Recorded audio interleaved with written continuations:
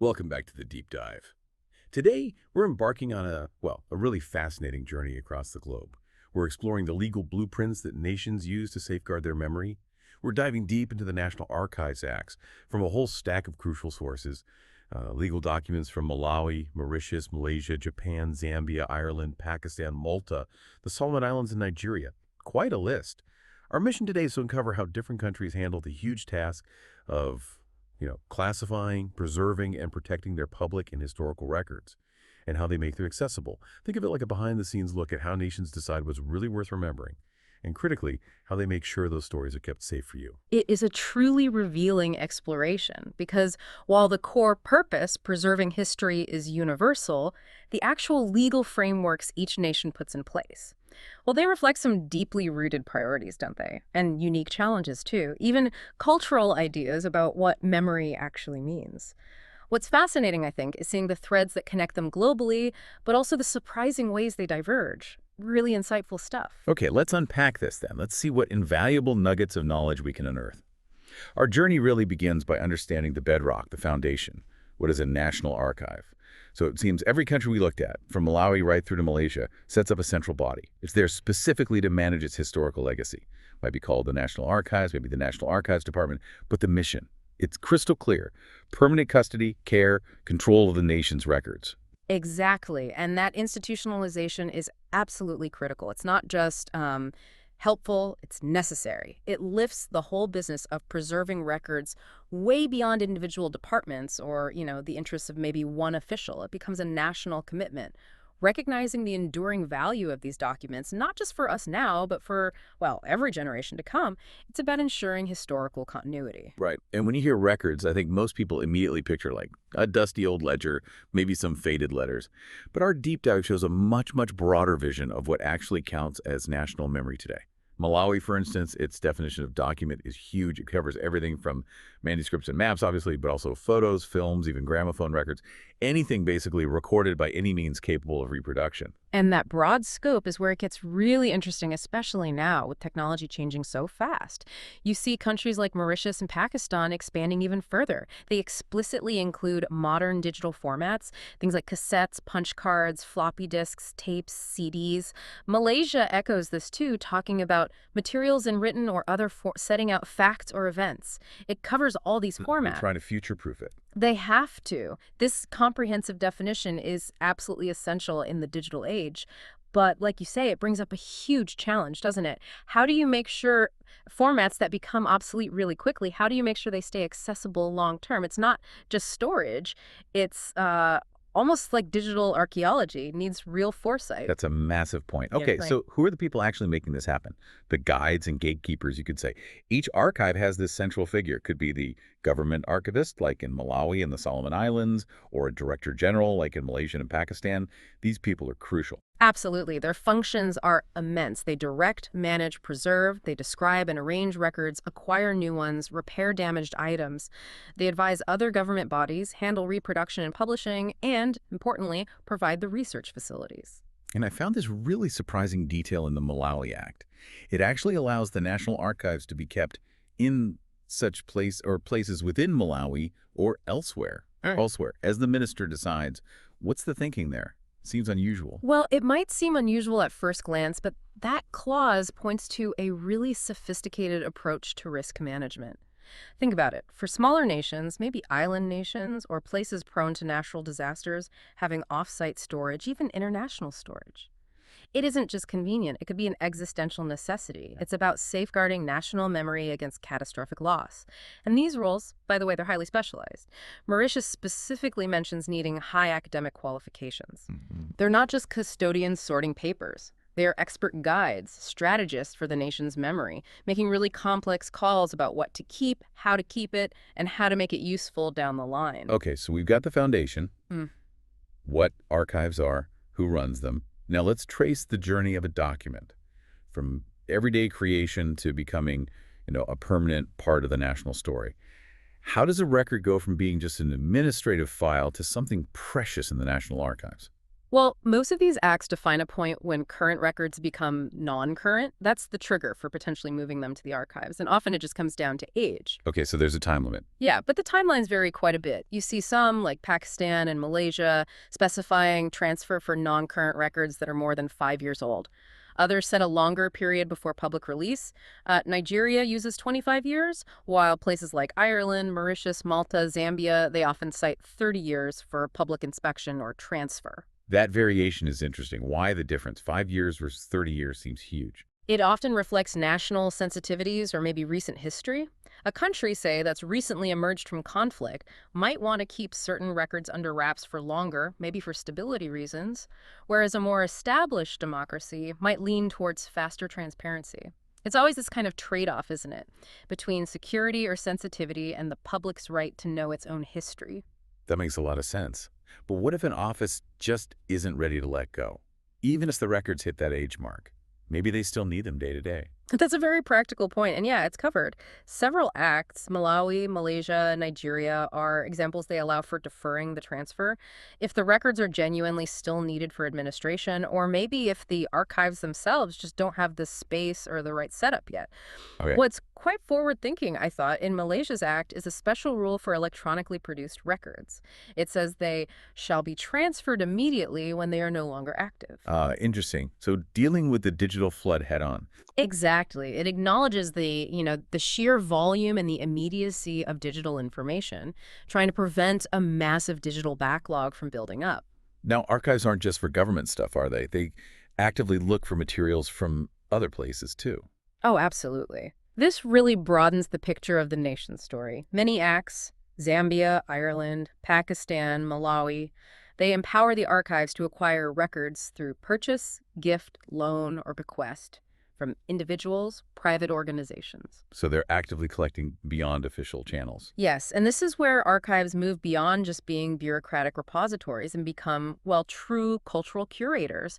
Look at Mauritius. They have these incredibly detailed requirements for miscellaneous deposits.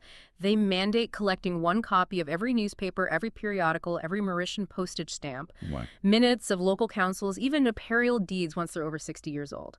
That really captures the day-to-day texture of life in the nation, doesn't it? It really does. And Nigeria is particularly interesting here.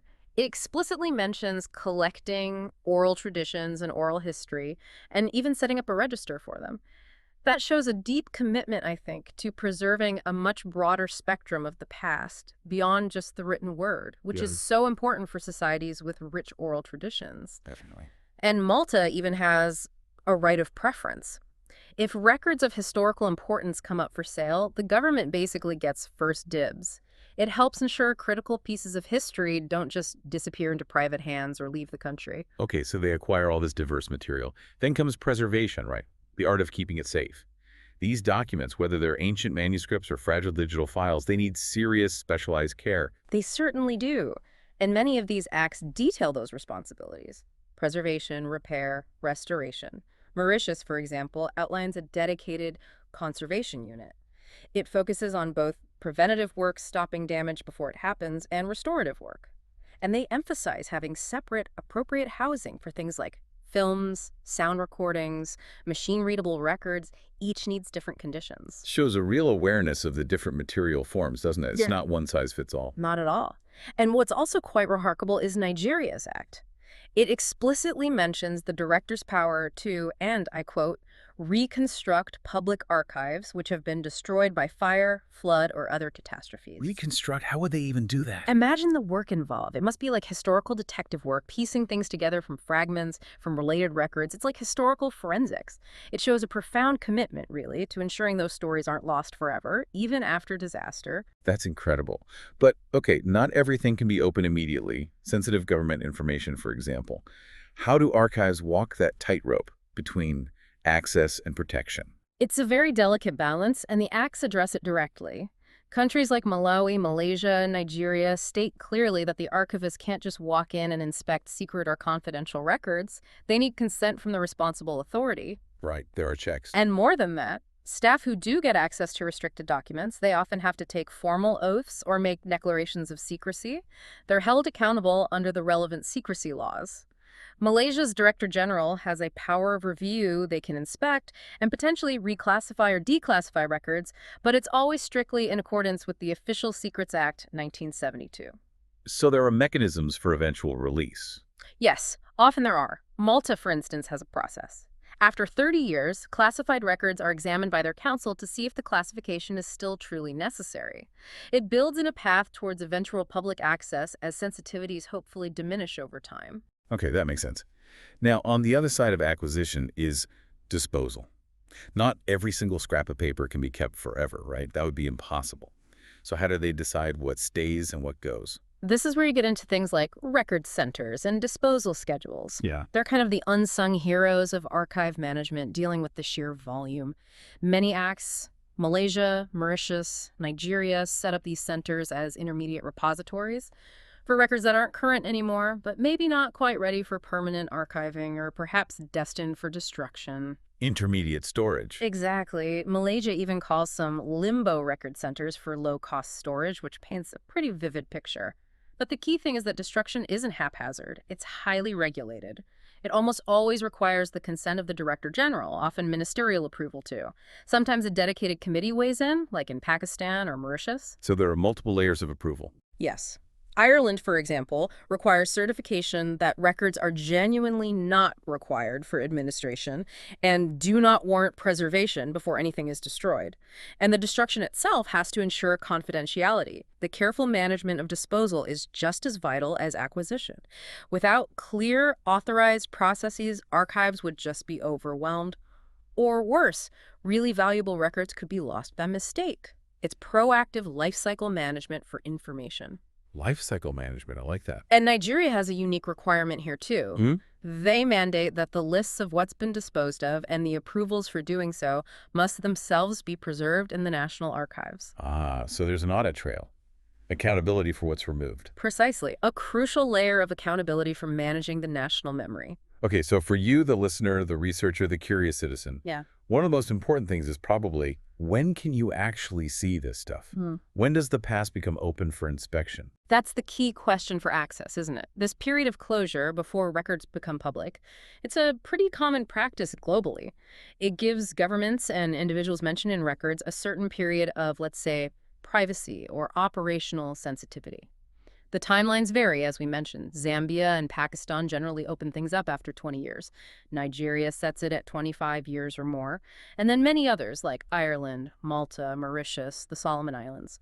They commonly use 30 years from creation as the general rule for public access. 30 years seems quite standard then, in many places. It's a frequently cited period, yes. It represents a kind of societal balancing act, weighing transparency against the need for maybe a generation of operational confidentiality. But even after that 20 or 30-year wait, the door isn't always just wide open, is it? What restrictions might still apply?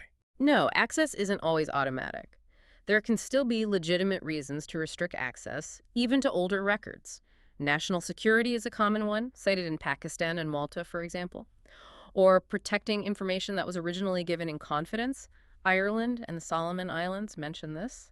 Protecting the private lives of individuals or avoiding defamation risk, that's a factor in Ireland and Nigeria. Makes sense. Privacy concerns don't just vanish after 30 years. Exactly. And sometimes it's purely practical. The documents might just be too fragile. The director in Malta or Nigeria can refuse access if the archives are in danger of damage through inspection or if they're still being classified or repaired.